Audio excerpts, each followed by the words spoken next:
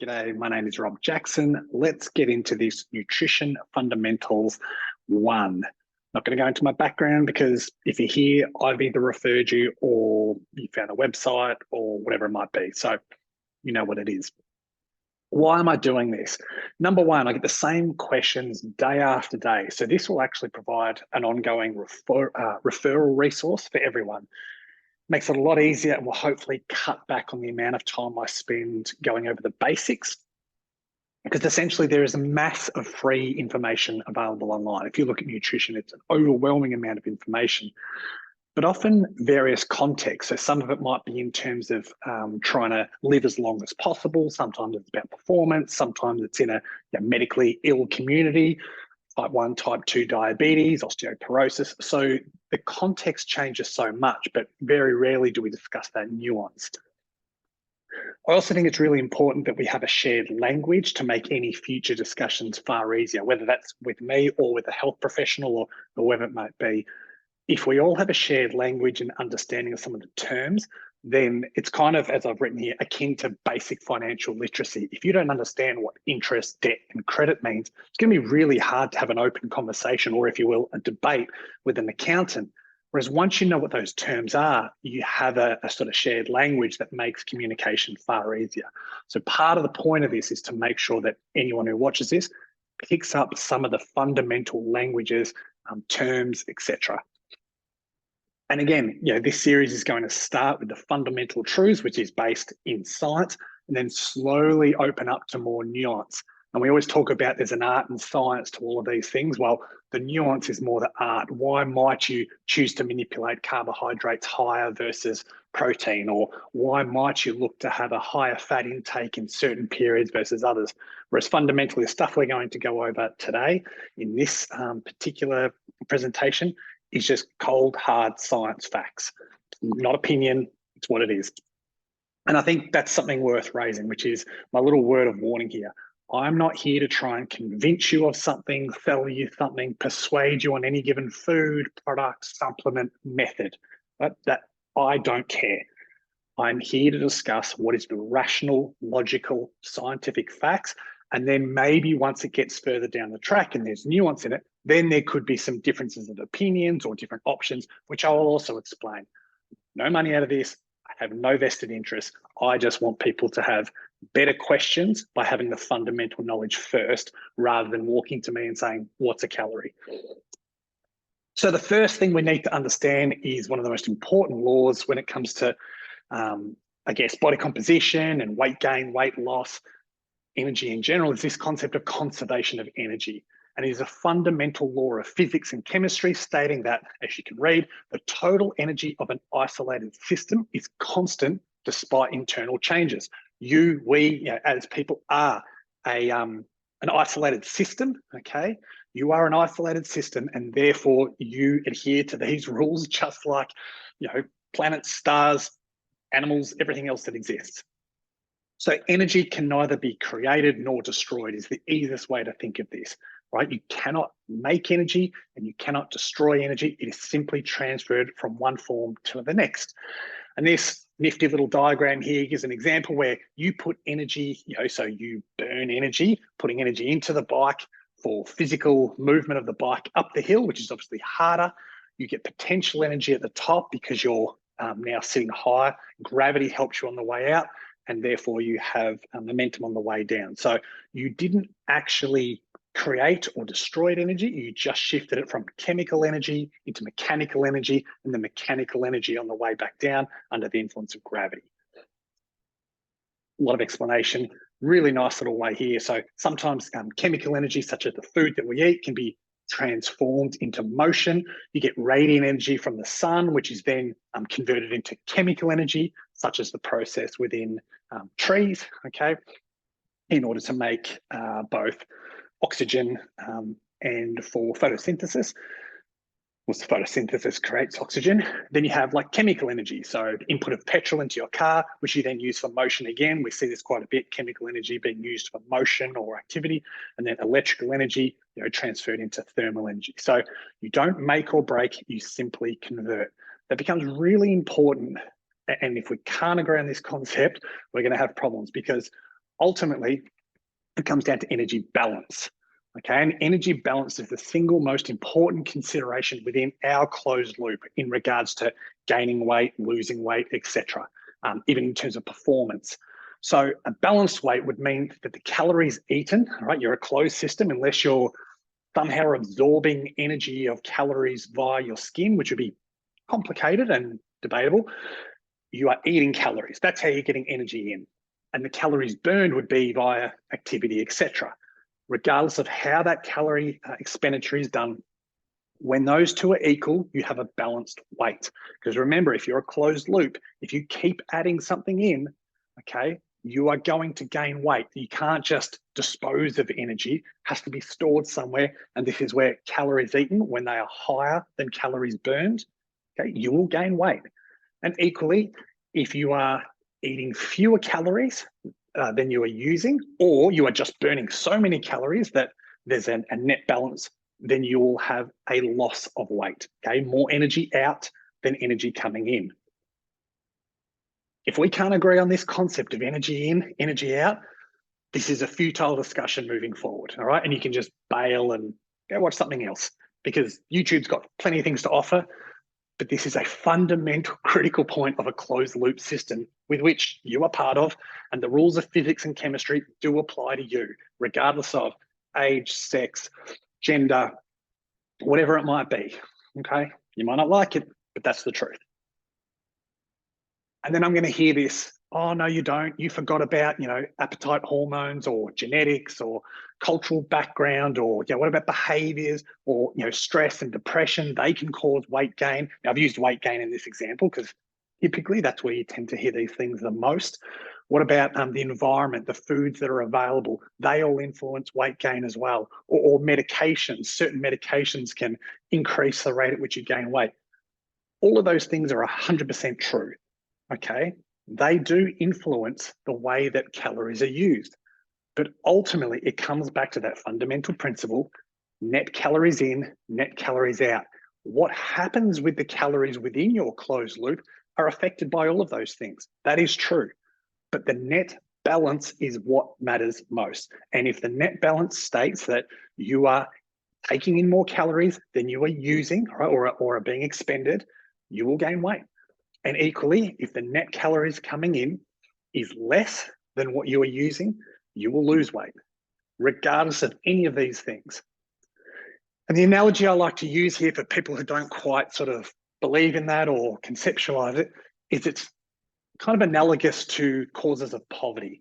Okay, so poverty is caused by a range of things. It can be your education status and access.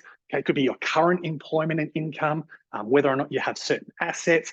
Physical or mental health can certainly impact someone's state of financial being and could lead to poverty. Existing debts. It could be something like systemic prejudice, right? Hiring policies or racism. Current expenses. Clearly, if you've got huge current expenses, it's more likely to cause financial burden. All of these things are true. But ultimately, whether someone is considered as below the poverty line or poor or not, those all influence it. But if they still have enough money, then they are not necessarily poor. They are just influencing factors. You could still be wealthy despite having, systemic prejudice, poor asset ownership. You might not have a great income at this point, and you might have high current expenses, but you could still be very wealthy, right? That is possible. In an equal way, someone could be on medication that causes weight gain. They could have hormonal issues. They might have a certain age bracket or whatever situation they like. But if calories are not exceeding energy expenditure, then they will lose weight, right? Or at least be at balance. So I want us to remember that energy in versus energy out is always the outcome. Okay, if you are trying to figure out why you're not gaining weight or why you are not losing weight, it is always down to energy in, energy out. Now, that fundamental principle doesn't necessarily solve the problem.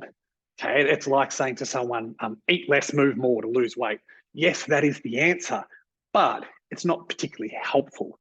And so part of this series is about actually understanding that that's the fundamental truth, And then how do we go about applying that under different contexts?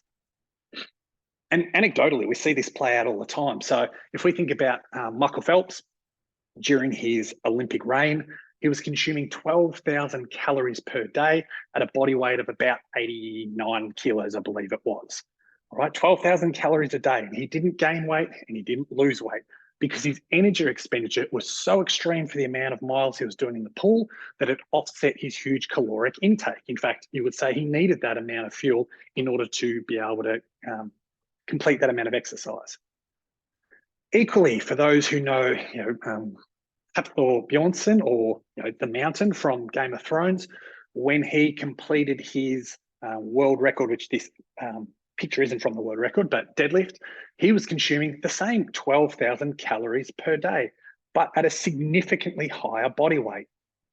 Right? That would suggest that maybe his level of activity wasn't the same as Michael Phelps, but in order to maintain that huge body weight, within that closed loop system, there are certain things that require more calories.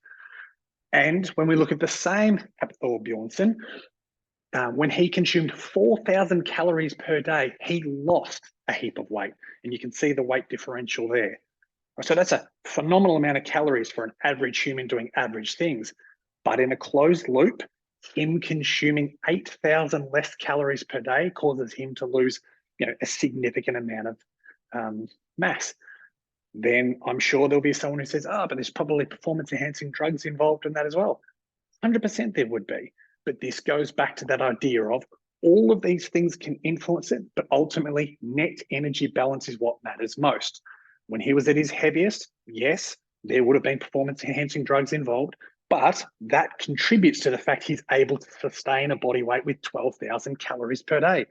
Same caloric total that Michael Phelps was eating at significantly less body weight. So yes, anecdotally, we can see this still plays out regardless of whether you believe in physics and chemistry and fundamental science or not. I would hope we do. Next key thing I think is really important to understand is that health and performance and health are not the same thing. Right? They're critically not the same thing. Yes, health is important as a platform for performance, but they are not the same bird that we are chasing. Okay. And the example I get here is, squatting hundreds and hundreds of kilos probably isn't a health factor when it comes to, hip bone density, etc. Over time, you're exposing yourself to injury risk. But in order to perform, you are going to need to do certain things. And equally, health is a very transient term. Because if we look at the World Health Organization's definition, health is just a state of being free from illness or injury. All right? If you're just free from illness or injury, you are considered healthy, as opposed to performance, which is defined as the action or process of performing a task or function. And so if we look at that example of breaking a world record squat, you are going to take on risks of illness or injury in the nature of the fact that you are pushing the body to a physical limit. Whereas if you just want health, well, by definition, it just means being free of illness or injury. And so I always refer back to that. If you don't want to get injured and you never want to be, I wouldn't say never ill, but if you never want to get injured, sit on a couch most of the time and you're going to reduce your risk of ever being injured. You're much less likely to get a hamstring strain. You're much less likely to get a quad or calf strain.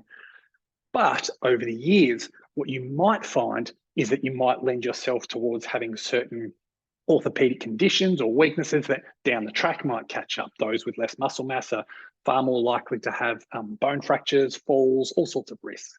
Okay, whereas performance, if you actually want to be able to achieve something within your desired hobby, sport, job, whatever it might be, whether that's run a 5K, run a 5K really quickly, or beat a world record 5K, all of those things are going to be very different, and I would suggest might push you away from certain aspects of health, but you need to do that in order to achieve the task or function. And that's relevant for nutrition as well, because that context is king. Okay, are you trying to achieve performance, or are you simply trying to avoid illness and injury? And so context is king with nutrition, because it is going to change how you apply the fundamental principles of nutrition and how certain aspects of research might swing which way you want to go. So if someone is more intent on trying to just live as long as possible with no particular function or task, that might change the way in which they view nutritional inputs and outputs, versus if someone's trying to run 5Ks as quickly as possible in the world, or complete a marathon, or do an Ironman, or even as simple as they just want to put on 5 kilos of lean muscle mass. Those things are going to change. The context is king when it comes to nutrition, and that's part of the thing we're going to talk about within this series is, well, this is what the information is, and let's talk about the context and how it might change based on that context. So very, very quick summary. Conservation of energy is our #1 principle. If we can't agree on that, the rest of it is a waste of time.